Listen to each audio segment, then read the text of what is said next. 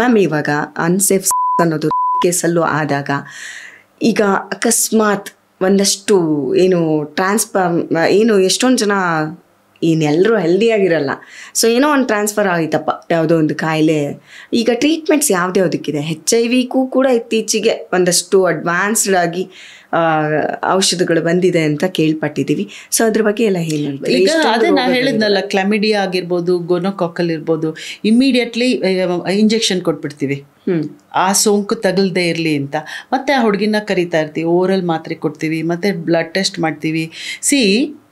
HIV ನಾವು ಎಷ್ಟು ಹೇಳಿದ್ರೂ ಅದು 1 in 100 ಇನ್ಫೆಕ್ಷನ್ ರೇಟು. 100 ಜನ ಆ ಥರ ಲೈಂಗಿಕ ಸಂಬಂಧ ಮಾಡಿದರೆ ಒಬ್ಬರಿಗೆ HIV ಬರೋ ಚಾನ್ಸ್ ಇರುತ್ತೆ. ಅದಕ್ಕಿಂತ ಜಾಸ್ತಿ ಹೆಪಟೈಟಿಸ್ ಬಿ ಸೋಂಕು that is more common. So ಅಂಥ ಟೈಮಲ್ಲಿ ನಾವೇನು ಮಾಡ್ತೀವಿ, ಅದಕ್ಕೆ ವ್ಯಾಕ್ಸಿನೇಷನ್ ಕೊಡ್ಬೋದು. ಹೆಪಟೈಟಿಸ್ ಬಿ ಅದು HIV ಮೋರ್ ಕಾಮನ್.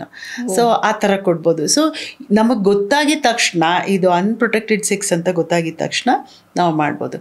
ಆಮೇಲೆ ಈಗ ನಾವು ಬರೀ ಬಗ್ಗೆನೇ ಮಾತಾಡ್ತಾ ಇದ್ವಿ. ಇವಾಗ ಕನ್ಸೆನ್ಶುಯಲ್ ಸೆಕ್ಸ್ ಇರ್ಬೋದು. ಯಾರೋ ಪಾರ್ಟಿಗೆ ಹೋಗಿದ್ದಾರೆ, ಯಾರನ್ನೋ ಫಸ್ಟ್ ಟೈಮೇ ಮೀಟ್ ಮಾಡಿದ್ರು, ಅಥವಾ ಅವರ ಪಾರ್ಟ್ನರೇ ಇರ್ಬೋದು. ಅನ್ಪ್ರೊಟೆಕ್ಟೆಡ್ ಸೆಕ್ಸು, ನ್ಯೂ ಪಾರ್ಟ್ನರ್ ಇರ್ಬೋದು. That is also very important. Multiple partners. ಈಗ ಅದೊಂದು ಚಿಕ್ಕ ಮಕ್ಕಳು ಅಂತಂದರೆ ಯಂಗ್ಸ್ಟರ್ಸ್ನಲ್ಲಿ, ಹದಿಹರಿಯದವರು, ಯೂತಲ್ಲಿ ಅದೇನೋ ಒಂದು ಫ್ಯಾಡ್ ಇರುತ್ತೆ, ಫ್ಯಾಷನ್ ಇರುತ್ತೆ.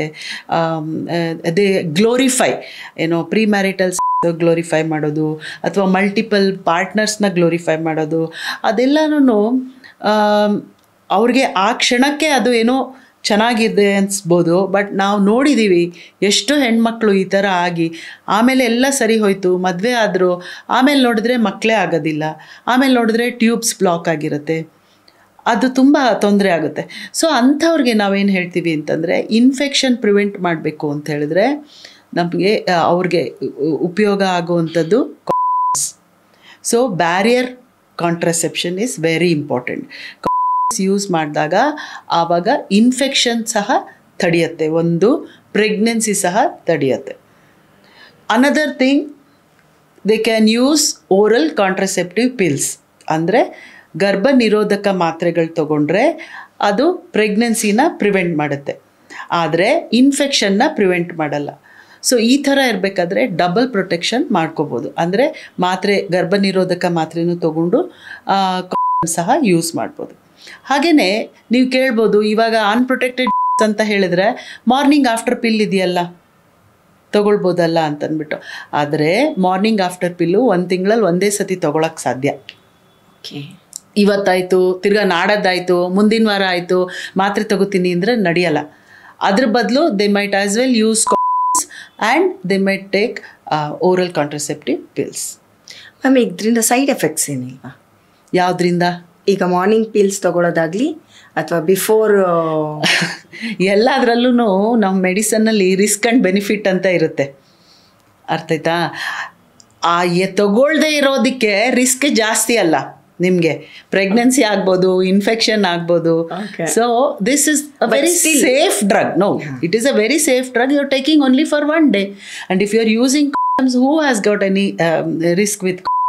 ಅದರಿಂದ ಬೆನಿಫಿಟ್ಟೇ ಜಾಸ್ತಿ. ಸೊ ಯಾವತ್ತೂ ನಾವು ಮೆಡಿಸನ್ಸ್ ಕೊಡಬೇಕಾದ್ರೆ ಅಲೋಪತಿನಲ್ಲಿ ರಿಸ್ಕ್ ಆ್ಯಂಡ್ ಬೆನಿಫಿಟ್ ಅಂತ ವೇ ಮಾಡ್ತೀವಿ. ಯಾವುದೇ ಮೆಡಿಸನ್ ಎಷ್ಟೇ ಚೆನ್ನಾಗಿದ್ರೂ ಅದರಿಂದ ರಿಸ್ಕ್ ಜಾಸ್ತಿ ಇದ್ದರೆ ನಾವು ಕೊಡೋಕ್ಕೆ ಹೋಗೋದಿಲ್ಲ. ಸೊ ಮೈನರೇ ಆಗಲಿ ಏನಿರುತ್ತೆ ಸೈಡ್ ಎಫೆಕ್ಟ್ಸು? ಏನೂ ಇರಲ್ಲ. ಓಕೆ. ಸೊ ಬೇರೆ ರಿಸ್ಕ್ ತಗೊಳ್ಳೋಕ್ಕಿಂತ ನೀವು ಇದನ್ನು ಖಂಡಿತ. ಮತ್ತು ಇನ್ನೊಂದ್ಸತಿ ಇನ್ನೂ ನಾವು ನೋಡಿರ್ತೀವಿ, ನೀವು ಕೇಳ್ಬೋದು, ಮೇಡಮ್ ಫರ್ಟೈಲ್ ಪೀರಿಯಡ್ ಅಂತ ಇರುತ್ತಲ್ಲ. ಹೌದು. ಈಗ ಎಷ್ಟೋ ಜನ ಯೂಸ್ ಮಾಡೋಕ್ಕೆ ಇಷ್ಟಪಡದೇ ಇರ್ಬೋದು, ಅಥವಾ ಮಾತ್ರೆ ನಾವು ದಿನ ತಗೋತೀವಲ್ಲ ಡಾಕ್ಟ್ರೇ, ನಮಗೆ ಏನಾದರೂ ಸೈಡ್ ಎಫೆಕ್ಟ್ಸ್ ಇರುತ್ತಾ ಅಂತ ಕೇಳ್ಬೋದು. ನಾವು ಅದೆಲ್ಲ ನೋಡಿಬಿಟ್ಟೆ ಕೊಟ್ಟಿರ್ತೀವಿ. ಈಗ ಓರಲ್ ಕಾಂಟ್ರಸೆಪ್ಟಿವ್ ಪಿಲ್ಸೂ ಯಾರಿಗೆ ಕೊಡಬಾರ್ದು ಅಂತ ನಮಗೆ ಗೊತ್ತಿದೆ. ಅದು WHO ಒಂದು ಫುಲ್ ಆ್ಯಪೇ ಇದೆ ಅವ್ರದ್ದು. ಓಕೆ. ಈ ಥರ ತೊಂದರೆ ಇದ್ದರೆ ಅವ್ರಿಗೆ ಈ ಥರ ರಿಸ್ಕ್ ಇರುತ್ತೆ, ಆ ಥರ ರಿಸ್ಕ್ ಇರುತ್ತೆ ಅಂತ ಇರುತ್ತೆ. ನಮ್ಗೆ ಅದೆಲ್ಲ ದಿನ ಬೆಳಗಾದರೆ ನೋಡಿ ನೋಡಿ ಗೊತ್ತಿರುತ್ತೆ. ಸೊ ಬಹುತೇಕ ಒಂದು 100 ಜನದಲ್ಲಿ ಒಂದು 3-4 ಜನಕ್ಕೆ ಆ ಥರ ಇರ್ಬೋದು. ಇನ್ನೆಲ್ಲ ಸಣ್ಣವರು ಯಂಗ್ಸ್ಟರ್ಸು 20 to 30 ಇಯರ್ಸು 35 ಇಯರ್ಸು ಅವ್ರಿಗೇನು ರಿಸ್ಕ್ ಆಗೋದಿಲ್ಲ. ಅದನ್ನೆಲ್ಲ ನೋಡಿಕೊಂಡು ಓರಲ್ ಕಾಂಟ್ರಸೆಪ್ಟಿವ್ ಪಿಲ್ಸ್ ಕೊಟ್ಟಿರ್ತೀವಿ. But morning after pill is absolutely safe. Okay. So ನೀವು ಕೇಳ್ಬೋದು ನಾವು ಆ ಥರನೇ ಯೂಸ್ ಮಾಡ್ಬೋದಲ್ಲ, ಅಂದರೆ ಸೇಫ್ ಪೀರಿಯಡ್ ನೋಡಿಕೊಂಡು ಒಟ್ಟಿಗೆ ಇರೋದು ಆ ಥರ ಮಾಡ್ಬೋದು ಅಂತ. ಫರ್ಟೈಲ್ ಪೀರಿಯಡು, ಸೇಫ್ ಪೀರಿಯಡು ಆ ಥರ ಅವರು ಮಾಡ್ಕೋಬೋದಾ ಅಂತ. ಮೊದಲನೇದಾಗಿ ನಮ್ಮ ಹೆಣ್ಮಕ್ಳಿಗಾಗಲಿ ಗಂಡು ಮಕ್ಳಿಗಾಗಲಿ ಅವ್ರಿಗೆ ಯಾವ್ದು ಸೇಫ್ ಪೀರಿಯಡು ಯಾವ್ದು ಫರ್ಟೈಲ್ ಪೀರಿಯಡು ಅನ್ನೋದೇ ಗೊಂದಲ ಇರುತ್ತೆ, ಅಥವಾ ಕೆಲವ್ರಿಗೆ ಗೊತ್ತೇ ಇರಲ್ಲ ಈ ಥರ ಇರುತ್ತೆ ಅಂತ. ಎರಡನೇದು ಆ್ಯಂಡ್ ಮೋಸ್ಟ್ ಇಂಪಾರ್ಟೆಂಟು, ಅದ್ರ ಮೇಲೆ ರಿಲೈ ಮಾಡೋಕ್ಕಾಗಲ್ಲ. ನಾವು ಗರ್ಭನಿರೋಧಕರ ಬಗ್ಗೆ ಹೇಳ್ತೀವಲ್ಲ, 100% ಯಾವ ಗರ್ಭನಿರೋಧಕನೂ ಕೆಲಸ ಮಾಡಲ್ಲ. ಓಕೆ. ಅಂದರೆ 100% ಇದು ಪ್ರೆಗ್ನೆನ್ಸಿ ಪ್ರಿವೆಂಟ್ ಮಾಡುತ್ತೆ ಅಂತ ಆಗಲ್ಲ. ಸೊ ಎಫಿಕೆಸಿ ಅಂತಿರುತ್ತೆ, ಎಷ್ಟು ಪರ್ಸೆಂಟ್ ಆಗುತ್ತೆ, 90%, 80% ಆ ಥರ. ನೀವು ಹಾಗೆ ನೋಡೋಕ್ಕೆ ಹೋದರೆ ಈ ಸೇಫ್ ಪೀರಿಯಡು ಫರ್ಟೈಲ್ ಪೀರಿಯಡು ಎಲ್ಲದಕ್ಕಿಂತ ಕೆಳಗಡೆ.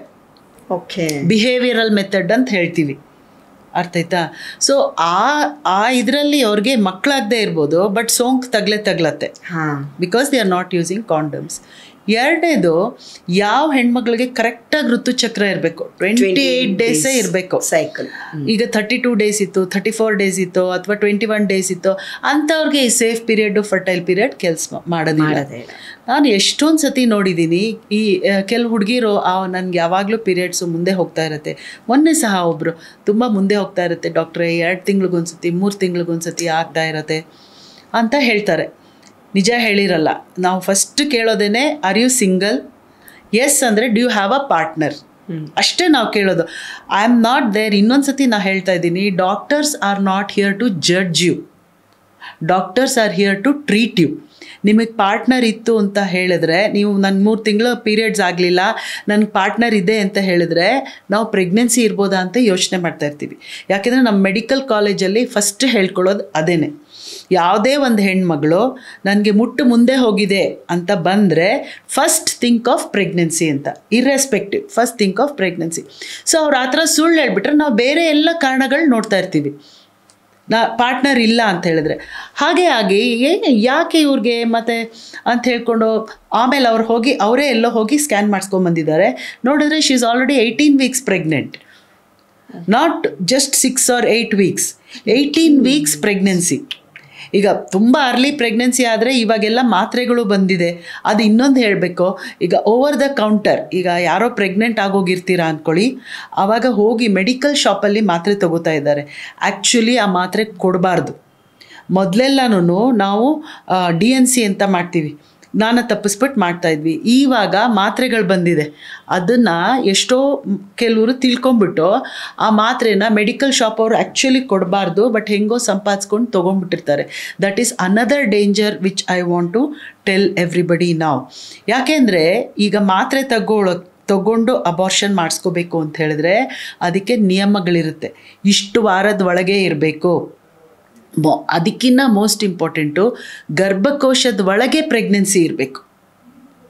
ಗರ್ಭಕೋಶದ ಆಚೆ ಗರ್ಭನಾಳದಲ್ಲಿ ಪ್ರೆಗ್ನೆನ್ಸಿ ಇದ್ದರೆ ಆ ಹೆಣ್ಣುಮಗಳು ಡಾಕ್ಟ್ರ್ ಹತ್ರ ತೋರಿಸ್ಕೊಳ್ದೆ ಮೆಡಿಕಲ್ ಶಾಪ್ಗೆ ಹೋಗಿ ಅಬಾರ್ಷನ್ ಮಾಡಿಸ್ಕೊಳ್ಳೋವಂಥ ಮಾತ್ರೆ ತಗೊಂಡು ಅಂತ ಹೇಳಿದ್ರೆ ಗರ್ಭನಾಳ ಒಡೆದೋಗುತ್ತೆ. ಒಡೆದೋಗಿ ರಕ್ತಸ್ರಾವ ಆಗಿ ಪ್ರಾಣ ಕಳ್ಕೊಂಡಿರೋ ಹುಡುಗಿರಿದ್ದಾರೆ. ಆ ಥರ ಒಳಗಡೆ ಎಕ್ಟಾಪಿಕ್ ಪ್ರೆಗ್ನೆನ್ಸಿ ಅಂತಾಗಿ ಒಡೆದೋಯ್ತು ಅಂದರೆ ಆಪ್ರೇಷನ್ ಮಾಡಲೇಬೇಕು. ಒಂದು ಹೋಗಿ ಇನ್ನೊಂದಾಗುತ್ತೆ. ಆದ್ದರಿಂದ ಮೊದಲನೇದು ಏನು ಅಂತಂದರೆ, ಯಾರಿಗೇ ಸರಿ ಮುಟ್ಟು ಮುಂದೆ ಹೋಯ್ತು ಅಂದರೆ, ಆ್ಯಕ್ಟಿವ್ ಆಗಿದ್ರಿ ಅಂದರೆ ಪ್ರೆಗ್ನೆನ್ಸಿ ಟೆಸ್ಟು ಖಂಡಿತ ಮಾಡ್ಕೋಬೇಕು. ನಿಮಗೆ ಗೊತ್ತಿಲ್ಲ ಅಂದರೆ ನಮ್ಮ ಹತ್ರ ಬನ್ನಿ, ನಿಜ ಹೇಳಿ, ಆವಾಗ ನಾವು ಖಂಡಿತ ಅದನ್ನು ಪ್ರೆಗ್ನೆನ್ಸಿ ಟೆಸ್ಟ್ ಮಾಡ್ತೀವಿ. ಸೊ ಮಾತ್ರೆ ನಾವು ಕೊಡ್ತೀವಿ, ಆದರೆ ಕೊಡೋಕ್ಕೆ ಮುಂಚೆ ಇವ್ರಿಗೆ ಮಾತ್ರೆ ಕೊಡ್ಬೋದಾ ಇಲ್ವಾ, ಸ್ಕ್ಯಾನ್ ಮಾಡಿಸ್ಕೊಂಡು ಗರ್ಭಕೋಶದ ಒಳಗೆ ಇದೆಯಾ ಅಂತ ನೋಡಿಬಿಟ್ಟು ನಾವು ಟ್ರೀಟ್ಮೆಂಟ್ ಕೊಡ್ತೀವಿ. ಸೊ ಅದಕ್ಕೆ ಇನ್ನೊಂದು ಸತಿ ಹೇಳ್ತಿದ್ದೀನಿ, ನಾವು ಡಾಕ್ಟರ್ಸು ಜಡ್ಜಸ್ ಅಲ್ಲ. ಆದ್ದರಿಂದ 18 ಇಯರ್ಸ್ ಮೇಲ್ಪಟ್ಟರೆ ನಿಮಗೆ ಹಕ್ಕಿದೆ, ಅದು ಸೈನ್ ಮಾಡೋಕ್ಕೂ ನಿಮಗೆ ಹಕ್ಕಿದೆ. ಅದನ್ನು ನಾವು ಯಾವುದೇ ಅಬಾರ್ಷನ್ ಮಾಡಿದ್ರೂ, ಮದುವೆ ಆಗಿರೋರ್ಗಾಗಲಿ ಆಗಿಲ್ಲದೆ ಇರೋರ್ಗಾಗಲಿ, ಮದುವೆ ಆಗಿರೋ ಹೆಣ್ಮಕ್ಳು ಅವ್ರು 18 ವರ್ಷದ ಮೇಲ್ಪಟ್ಟಿದ್ರೆ ಅವ್ರು ಸೈನ್ ಮಾಡಿದರೆ ಸಾಕು. ಅವ್ರ ಪಾರ್ಟ್ನರ್ ಸೈನು ಇಂಪಾರ್ಟೆಂಟ್ ಇರಲ್ಲ. ಸೊ ನೀವು ಆಮೇಲೆ ಅದು ಇನ್ನೊಂದು ಪಾಯಿಂಟ್ ಹೇಳ್ತೀನಿ ನೋಡಿ, RH ನೆಗೆಟಿವ್. Blood group. ಇವಾಗ ಬ್ಲಡ್ ಗ್ರೂಪಲ್ಲಿ ಎಲ್ಲರಿಗೂ ಗೊತ್ತಿದ್ದಂಗೆ ಪಾಸಿಟಿವ್ ನೆಗೆಟಿವ್ ಅಂತ ಇರುತ್ತೆ. RH negative blood group, A negative ಇರ್ಬೋದು, B ನೆಗೆಟಿವ್ ಇರ್ಬೋದು, AB ನೆಗೆಟಿವ್ ಇರ್ಬೋದು, O ನೆಗೆಟಿವ್ ಇರ್ಬೋದು. ಇಂಥ ಹೆಣ್ಮಕ್ಳಿಗೆ ಅಬಾರ್ಷನ್ ಮಾಡಿದರೆ ಅವ್ರಿಗೆ ಆ್ಯಂಟಿ-D ಅಂತ ಒಂದು ಲಸಿಕೆ ಕೊಡಲೇಬೇಕು. ಕೊಡಲಿಲ್ಲ ಅಂದರೆ ಅವ್ರ ನೆಕ್ಸ್ಟ್ ಪ್ರೆಗ್ನೆನ್ಸಿನಲ್ಲಿ ಮಗುಗೆ ತುಂಬ ತೊಂದರೆ ಆಗುತ್ತೆ. ಬರ್ತಾ ಬರ್ತಾ ಆ ತೊಂದರೆ ಜಾಸ್ತಿ ಆಗ್ಬೋದು. So this is another very important point. ಮತ್ತು ದಿನ ಆಗೋಗಿದೆಯಪ್ಪ, ಇವಾಗ ಮಾತ್ರೆ ಕೊಟ್ಟರೆ ಇದು ಅಬಾರ್ಷನ್ ಮಾಡೋಕ್ಕಾಗಲ್ಲ ಅಂತ ಹೇಳಿದ್ರೆ ಆವಾಗ ಬೇರೆ ವಿಧಾನಗಳಿದೆ. ಅದಕ್ಕೆ ಪೇಷಂಟ್ ಅಡ್ಮಿಟ್ ಆಗಬೇಕು. 12 ವಾರ 14 ವಾರ ಆಗೋಯ್ತು ಅಂದರೆ ಅಡ್ಮಿಟ್ ಆಗಿ ನಾವು ಔಷಧಿ ಕೊಟ್ಟು ಅದು ಸಂಪೂರ್ಣವಾಗಿ ಅದೇನು ಭ್ರೂಣ ಇರುತ್ತೆ ಅದೇ ಆಚೆ ಬರಬೇಕು.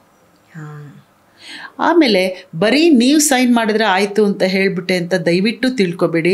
ನಿಮ್ಮ ಮನೆಯಲ್ಲಿ ದೊಡ್ಡೋರಿದ್ದರೆ, ಅಪ್ಪ ಅಮ್ಮ ಇದ್ದರೆ, ಅವ್ರು ನಿಮ್ಮನ್ನು ಪ್ರೀತಿಯಿಂದ ನೋಡ್ಕೊಂಡಿರ್ತಾರೆ. ನಿಮ್ಮ ತಪ್ಪುಗಳನ್ನ ಕ್ಷಮಿಸ್ತಾರೆ. ನಿಮ್ಮ ಪ್ರಾಣಕ್ಕಿಂತ ಅವ್ರಿಗೆ ನಿಮ್ಮ ತಪ್ಪು ಹೆಚ್ಚಲ್ಲ. ಆದ್ದರಿಂದ ನಿಮ್ಮ ಅಪ್ಪ ಅಮ್ಮನ ಹತ್ರ ಕನ್ಫೈಡ್ ಮಾಡಿ, ಅಪ್ಪ ಅಮ್ಮನೂ ಸಹ ಕರ್ಕೊಂಡು ಬನ್ನಿ. ನಿಮ್ಮ ತಪ್ಪು ನಿಮಗೂ ಗೊತ್ತಾಗಿರುತ್ತೆ ಆ ಥರ ಮಾಡಿರೋದು. ಅವ್ರು ಖಂಡಿತ ಕ್ಷಮಿಸ್ತಾರೆ. ನಿಮ್ಮ ಪ್ರಾಣ ಉಳಿಸ್ಕೊಂಡ್ರೆ ಮುಂದೆ ಇನ್ನೊಂದು ದಿವಸ ಈ ಕಥೆಗಳನ್ನ ನೆನಪಿಸ್ಕೊಂಡು ಒಳ್ಳೆ ದಾರಿನಲ್ಲಿ ನಡೆಯೋಕ್ಕೆ ಅದು ಮತ್ತೆ ಪ್ರೇರೇಪಣೆ ಆಗುತ್ತೆ. ಸೊ ದಯವಿಟ್ಟು ನಿಮ್ಮ ಹೆಲ್ತ್ ನಿಮ್ಮ ಕೈಲಿದೆ. ಅಸುರಕ್ಷಿತತೆ ಅನ್ನೋದು ಅಷ್ಟು ಸುಲಭ ಅಲ್ಲ. ನೀವು ಅದು ವರ್ಡೇ ಕೇಳಿಲ್ಲದೆ ಇರ್ಬೋದು. ಇವಾಗ ಅದರಿಂದ ಏನೇನು ತೊಂದರೆ ಆಗುತ್ತೆ ಅಂತ ಹೇಳ್ತಾ ಹೋದಾಗ ಇನ್ನು ಮುಂದೆ ಆದರೂ ನೀವು ಎಚ್ಚೆತ್ಕೊಳ್ಳಿ ಅಂತ ನಾನು ಹೇಳೋಕ್ಕೆ ಇಷ್ಟಪಡ್ತೀನಿ. ನಿಜ ಹೇಳಬೇಕು ಅಂದರೆ ನಾವು ರೋಗಕ್ಕೆ ಬಲಿಯಾಗಿ ಔಷಧಿ ತಗೊಳ್ಳೋದಕ್ಕಿಂತ ಏನೂ ರೋಗ ಬರದೇ ಇರೋಂಗೆ ನೋಡ್ಕೊಳ್ಳೋದಿದೆಲ್ಲ ಅದು ತುಂಬ ಮುಖ್ಯ. Prevention is better then cure ಅಲ್ವಾ? ಸೊ ಹಾಗಾಗಿ ಯಾರೇ ಯುವಜನತೆ ಇರಲಿ, ನಾವೆಷ್ಟೇ ಅಡ್ವಾನ್ಸ್ಡ್ ಆಗಿರಲಿ, ನಮ್ಮ ಬುದ್ಧಿ ನಮ್ಮ ಕೈಲಿದ್ದರೆ ನಾವು ಯಾವತ್ತೂ ಯಾವುದೇ ಕುಕೃತ್ಯಕ್ಕೂ ಬಲಿಯಾಗಲ್ಲ. ಸೊ ಹಾಗಾಗಿ ನಾವು ಹೆಣ್ಮಕ್ಳು ಯಾವಾಗಲೂ ಕಾನ್ಫಿಡೆಂಟ್ ಆಗಿರಬೇಕು. ನಮಗೆ ಅಷ್ಟು ಶಕ್ತಿ ಯುಕ್ತಿ ಎಲ್ಲ ಇರಬೇಕಾದ್ರೆ ಯಾರಿಗೋ ಸೋ ಕಾಲ್ಡ್ ಆಫ್ಟ್ರಾಲ್ ಅನ್ನೋರಿಗೆ ಬಲಿಯಾಗಬಾರ್ದು. ತುಂಬ ಡಿಗ್ನಿಫೈಡಾಗಿ ಬದುಕಬೇಕು ಅಂದರೆ ಎಷ್ಟು ಕಾಂಪ್ಯಾಕ್ಟಾಗಿ, ಎಷ್ಟು ಆರೋಗ್ಯಕರವಾಗಿ ನಮ್ಮ ಮನಸ್ಸನ್ನು ಇಟ್ಕೋಬೇಕು, ಎಷ್ಟು ಚೆನ್ನಾಗಿ ಬದುಕಿ ಬಾಳಬೇಕು, ನಮಗೆ ಎಷ್ಟೆಲ್ಲ ಅವಕಾಶಗಳಿದ್ದಾವೆ, ಅದನ್ನೆಲ್ಲ ಹೆಂಗೆ ಬಳಸ್ಕೋಬೋದು ಅಲ್ವಾ? ಸೊ ಇವತ್ತಿನ ಎಪಿಸೋಡಲ್ಲಿ ನಿಮಗೆ ಅಷ್ಟು ಎಜುಕೇಷನ್ ಸಿಕ್ಕಿದೆ ಅಂತ ನಾನು ಅನ್ಕೋತೀನಿ. ನಮ್ಮ ಫ್ಯಾಮಿಲಿ ಕೂಡ ತುಂಬ ಇಂಪಾರ್ಟೆಂಟ್ ಅಂತ ನನಗನ್ಸುತ್ತೆ ಮ್ಯಾಮ್. ನಾವು ಫ್ಯಾಮಿಲಿ ಎಷ್ಟು ಚೆನ್ನಾಗಿರುತ್ತೋ ಅಷ್ಟು ಚೆನ್ನಾಗಿ ಮಕ್ಕಳು ಹೆಲ್ದಿ ಆಗಿರ್ತಾರೆ. ಮತ್ತು ಅವರನ್ನ ತುಂಬ ಗಮನಿಸೋದ್ರಿಂದ ನಾವು ಅವರು ತಪ್ಪು ದಾರಿಗೆ ಹೋಗದೆ ಇರೋಂಗೂ ತಡಿಬೋದು. ಇದರಲ್ಲಿ ಅಪ್ಪ ಅಮ್ಮನ ಪಾತ್ರ ಎಷ್ಟಿದೆ, ಅವ್ರು ಹೆಂಗಿರಬೇಕು ಅನ್ನೋ ಒಂದು ಗೈಡ್ಲೈನ್ ಕೊಟ್ಟರೆ ಅದ್ರ ಮುಖಾಂತರ ನಾನು ಇವತ್ತಿನ ಎಪಿಸೋಡ್ನ ಮುಗಿಸ್ಬೋದು. ಅಲ್ಲ, ನೀವು ಇವಾಗ ಅಷ್ಟೇ ಹೇಳಿದ್ರಿ ನಮ್ಮ ಯುಕ್ತಿ ಅಂತ ಅಂದ್ಬಿಟ್ಟು. ಸಣ್ಣ ಮಕ್ಕಳಿಗೆ ನಾನು ಅಗ್ರಿ ಮಾಡ್ತೀನಿ. ಸಣ್ಣ ಮಕ್ಕಳಿಗೆ ಮೇಲೆ ಯಾವಾಗಲೂ ಕಣ್ಣಿಡಬೇಕು. ನಾ ಹೇಳ್ದಂಗೆ ಗುಡ್ ಟಚ್ ಬ್ಯಾಡ್ ಟಚ್ ಯಾವುದು, ಮನೆಗೆ ಯಾವ ಗಂಡಸರು ಬರ್ತಾ ಇದ್ದಾರೆ, ಯಾರೋ ಬೇರೆಯವ್ರ ಫ್ರೆಂಡ್ ಬರ್ತಾ ಇದ್ದಾರಾ, ಅವ್ರ ಮಗುನ ತೊಡೆ ಮೇಲೆ ಕೂಡಿಸ್ಕೊಳ್ಳೋದು, ಮುಟ್ಟಿಸೋದು, ದಯವಿಟ್ಟು ಅದನ್ನು ಬಿಡಿಸ್ಬಿಡಿ. ಆ ಹೆಣ್ಮಕ್ಳನ್ನ ಯಾರು ನಿಮ್ಮ ಗಂಡ ಅಥವಾ ನಿಮ್ಮ ತಾತ ಅಂದರೆ ನಿಮ್ಮ ತಂದೆನೋ ನಿಮ್ಮ ಮಾವನೋ ಆಗಿ ಇನ್ಯಾರೂ ಹೆಣ್ಮಕ್ಳನ್ನ ಮುಟ್ಟಬಾರ್ದು. ಹೆಣ್ಮಕ್ಳಿಗೆ ಗುಡ್ ಟಚ್ ಯಾವುದು ಬ್ಯಾಡ್ ಟಚ್ ಯಾವುದು ಅದು ಗೊತ್ತಾಗಬೇಕು. ಎಲ್ಲಿ ಮುಟ್ಟಿದ್ರೆ ತಪ್ಪು, ಎಲ್ಲಿ ಮುಟ್ಟಿದ್ರೆ ಇದು ಅಂತ. ಆಮೇಲೆ ಸಣ್ಣ ಮಕ್ಕಳು ಹೆದರ್ಕೊಳ್ತಾರೆ. ಸಣ್ಣ ಮಕ್ಕಳೇನು ಈವನ್ 13, 14, 15 ವರ್ಷದವರು ಎಷ್ಟೋ ಸತಿ ಅವ್ರ ಮೇಲೆ ದೈಹಿಕ ದೌರ್ಜನ್ಯ ನಡೀತಾ ಇದ್ರು ಮನೆಯಲ್ಲಿ ಹೇಳಕ್ಕೆ ಯಾಕೆ ಹೆದರ್ಕೊಳ್ತಾರೆ ಅಂದರೆ ನಮ್ಮದೇ ತಪ್ಪೇನೋ ಅಂದ್ಕೊಂಡ್ಬಿಡ್ತಾರೆ, ನಾನೇನೋ ಮಾಡಿದ್ನೇನೋ ಅಂದ್ಕೊಂಡ್ಬಿಡ್ತಾರೆ ಅಂತ ಅಪ್ಪ ಅಮ್ಮನಿಂದ ಮುಚ್ಚಿಡ್ತಾರೆ.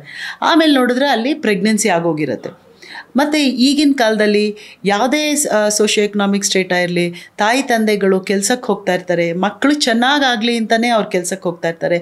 ಆ ಒಂದು ಅಂಶನ ಮಕ್ಕಳು ಜ್ಞಾಪಕ ಇಟ್ಕೋಬೇಕು. ಈ ಥರ ಎಲ್ಲನೂ ಆಗ್ಬೋದು ಅಂತ ತಾಯಂದ್ರದ್ದು ತುಂಬ ಇಂಪಾರ್ಟೆಂಟ್ ಇರುತ್ತೆ. ಹೆಣ್ಮಕ್ಳಿಗೆ ಹೇಳೋದು ಅದನ್ನು ಮಕ್ಕಳು ಕೇಳ್ಕೋಬೇಕು. ನೀವು ಹೇಳ್ದಂಗೆ ಯುಕ್ತಿ ಉಪಯೋಗಿಸ್ಬೇಕು.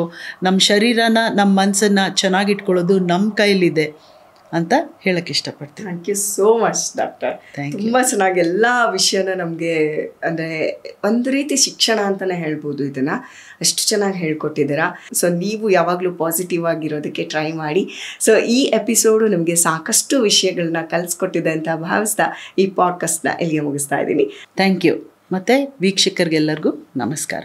ಎಸ್, ಡಾಕ್ಟರ್ ಮಾತು ಒಂದು ರೀತಿ ಮಂತ್ರ ಮುಗ್ಧರಾಗಿಸೋ ಹಂಗೆ ಇತ್ತು. ಯಾಕಂದರೆ ಅವರಷ್ಟು ಅಟ್ರಾಕ್ಟಿವ್ ಆಗಿ ಮಾತಾಡ್ತಾರೆ. ಸೊ ನಿಮಗೂ ಇಷ್ಟ ಆಗಿರುತ್ತೆ ಅಂತ ನಾನು ಭಾವಿಸ್ತಾ ಈ ಪಾಡ್ಕಾಸ್ಟ್ನ ಇಲ್ಲಿಗೆ ಮುಗಿಸ್ತೀನಿ. ನಮಸ್ಕಾರ.